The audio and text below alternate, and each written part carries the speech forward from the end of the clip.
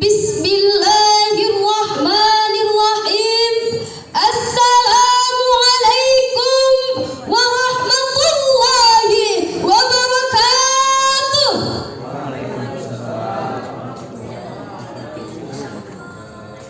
Alhamdulillahil wahidil qahhar, al-azizil ghaffar, mukawwiril laili 'alan nahar, tadhkiratan li ulil qulubi wal absar, wa tabsiratan li dhawil albabi wal i'tibar. Asyhadu an la ilaha illallahul barrul karimur raufur rahim, wa asyhadu anna sayyidana Muhammadan abduhu wa rasuluh wa habibuhu wa khaliluhu al-hadi ila siratim mustaqim. Wassalatu wassalamu ala sayyidina Muhammadin wa ala alihi wa sahbihi ajma'in, amma ba'du. Dewan juri yang kami hormati dan takzimi, saudara-saudari, hadirin wal hadirat yang dimuliakan oleh Allah Subhanahu wa ta'ala. Segala puji hanya milik Allah Rabb semesta alam yang telah menciptakan langit dan bumi dengan segala isinya, yang menganugerahkan kita kehidupan di atasnya. Salawat serta salam semoga tercurahkan kepada Nabi kita, Nabi besar, Nabi Muhammad sallallahu alaihi wasallam, teladan terbaik kita beserta keluarga, para sahabat, serta seluruh kaum muslimin yang istiqomah di atas sunnah beliau hingga akhir zaman. Berdasarkan data Badan Pusat Statistik Sensus Penduduk tahun 2025 menyebutkan bahwa terdapat 1.331 kelompok suku di Indonesia, 652 bahasa daerah yang berbeda, dan 6 agama yang secara resmi diakui di Indonesia. Seolah-olah kita diberitahukan bahwa urgensi untuk bertoleransi di negara yang plural ini. Lalu bagaimana toleransi dalam perspektif dalam agama Islam? Oleh karena itu, pada kesempatan yang berbahagia ini, izinkanlah saya membentangkan pidato yang berjudul Toleransi dalam Islam. Dewan juri yang kami hormati dan taklimi, saudara-saudari, hadirin wal hadirat yang dimuliakan oleh Allah Subhanahu wa ta'ala. Setiap 16 November dunia memperingati Hari Toleransi Internasional.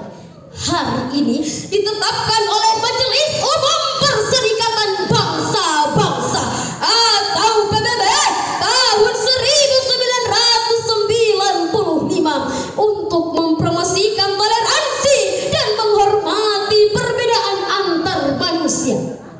Sikap toleransi adalah sikap terbuka dan menghargai perbedaan, baik perbedaan dalam keyakinan, budaya maupun pandangan hidup.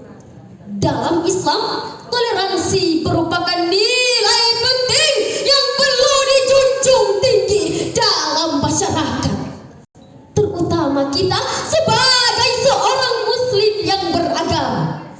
Hal ini sebagaimana dijelaskan oleh Allah di dalam Al-Quran surah Al-Hujurat ayat 13 yang berbunyi,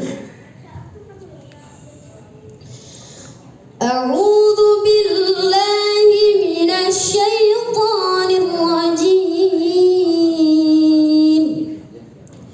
Bismillahirrahmanirrahim.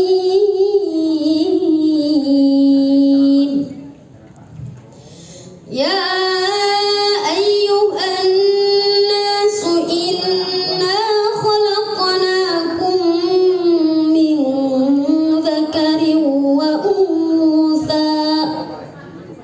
وجعلناكم شعوبا وقبائل لتعارفوا إن أكرمكم عند الله أتقاكم إن الله عليم خبير. Kata Allah, ya ayyuhan nas, wahai sekalian manusia, inna khalaqnakum min dzakarin wa unsa, sesungguhnya kami telah menjadikan kamu dari seorang laki-laki dan perempuan. Wa ja'alnakum syu'uba, dan kami jadikan kamu berbangsa-bangsa. Wa qabaila lita'arufu, dan bersuku-suku agar kalian saling kenal. Inna akramakum, sesungguhnya orang yang paling mulia di antara kalian indallah, di sisi Allah, atqakum, adalah orang yang paling bertakwa. Innallah, sesungguhnya Allah alimun khabir, maha mengetahui lagi maha teliti.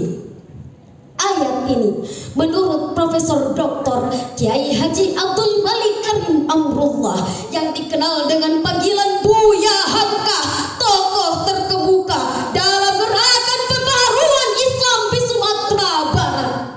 Beliau juga berperan besar dalam membawa gagasan-gagasan modernis Islam dari Timur Tengah menuju Indonesia.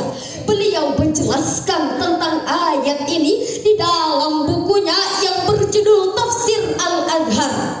Menurut beliau, ayat ini menjelaskan bahwa manusia diciptakan dari berbagai bangsa, berbagai suku, sampai kepada perinciannya yang lebih kecil.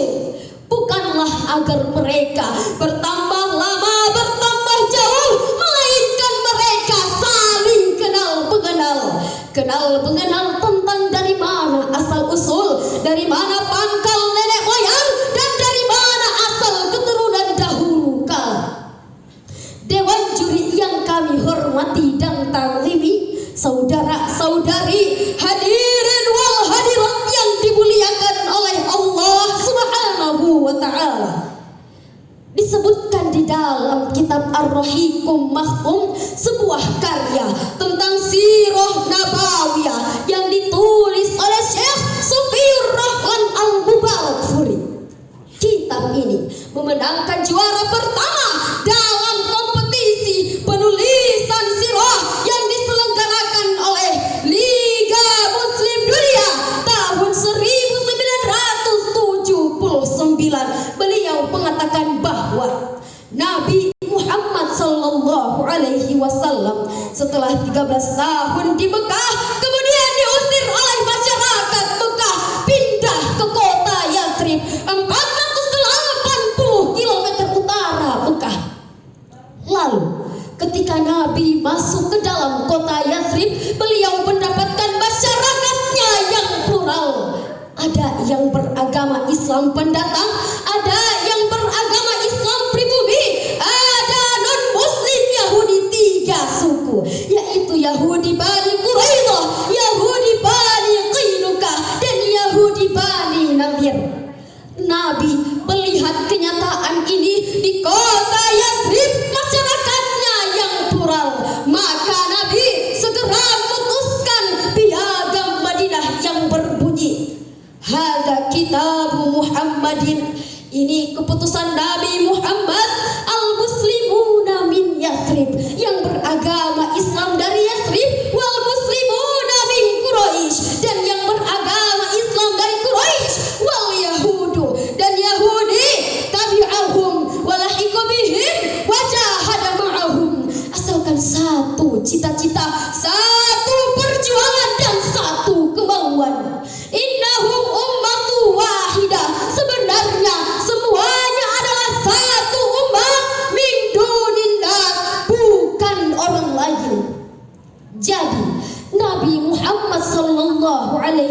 Wasallam 15 abad yang lalu mencoba dan berhasil membangun sebuah komunitas atas dasar kesamaan visi misi.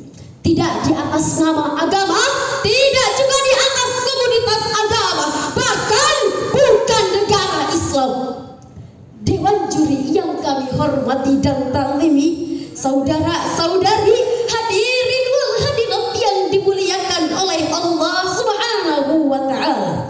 Rasulullah sallallahu alaihi wasallam bersabda, diriwayatkan oleh Aisyah Ummul Mukminin radhiyallahu anha di dalam kitab Mukhtasar Al-Maqasid nomor hadis 193 sebagaimana yang berbunyi, Inni bu'ithtu, sesungguhnya aku diutus bil hanafiyati, dengan membawa agama yang lurus, as-samhah, lagi toleran. Suatu ketika ada seorang sahabat Nabi yang bernama Hasan al-Hazraji datang mengadu kepada baginda Rasulullah sallallahu alaihi wasallam bahwa anaknya keluar dari agama Islam. Lalu Hasan al-Hazraji mengancam anak tersebut agar kembali memeluk agama Islam. Kalau tidak, maka anak tersebut akan dibunuh. Dengan adanya peristiwa ini, maka turunlah ayat di dalam Al-Quran surah Al-Baqarah ayat 256 sebagaimana yang berbunyi, La ikraha fiddin, tidak boleh ada teror di dalam agama. Ayat dan hadis ini menjelaskan bahwa agama Islam sangatlah moderat, toleran, tawazun, seimbang dan i'tidal. Dewan juri yang kami hormati dan taklimi, saudara-saudari, hadirin wal hadirat yang dimuliakan oleh Allah Subhanahu wa taala. Kalaulah seandainya Allah mau, maka Dia bisa menjadikan kita semua umat manusia ini satu agama saja. Tetapi hal ini tidak dikehendaki oleh Allah Subhanahu wa taala, sebagaimana Allah menegaskan di dalam Al-Qur'an surah Hud ayat 118 yang berbunyi, Walau syaa rabbuka laja'alan nasa ummatan wahidah wa la yazaluna mukhtalifin. Sadaqallahul azim. Kata Allah, walau syaa rabbuka, jika seandainya Tuhanmu menghendaki, laja'alan nasa ummatan wahidah, maka pasti Allah akan menjadikan manusia satu umat saja. Wala yazalun, tetapi mereka senantiasa mukhtalifin, berselisih dalam urusan agama. Jadi, sebagai kesimpulannya, dalam Islam, toleransi merupakan nilai penting yang perlu dijunjung tinggi dalam masyarakat. Yang kedua, tidak dapat dipungkiri bahwa kita hidup dengan masyarakat yang plural, maka toleransi amat sangat dibutuhkan agar kehidupan kita menjadi harmonis. Ma'asyiral muslimin rahimakumullah. Mungkin inilah paparan pidato yang sempat saya sampaikan. Apabila ada kekurangan, saya haturkan permohonan maaf yang sebesar-besarnya. Life peaceful with love and tolerance. Tali angan menghadapi lohudu. Wallahul muwaffiq ila aqwamit thariq. Wassalamualaikum warahmatullahi wabarakatuh. Waalaikumsalam.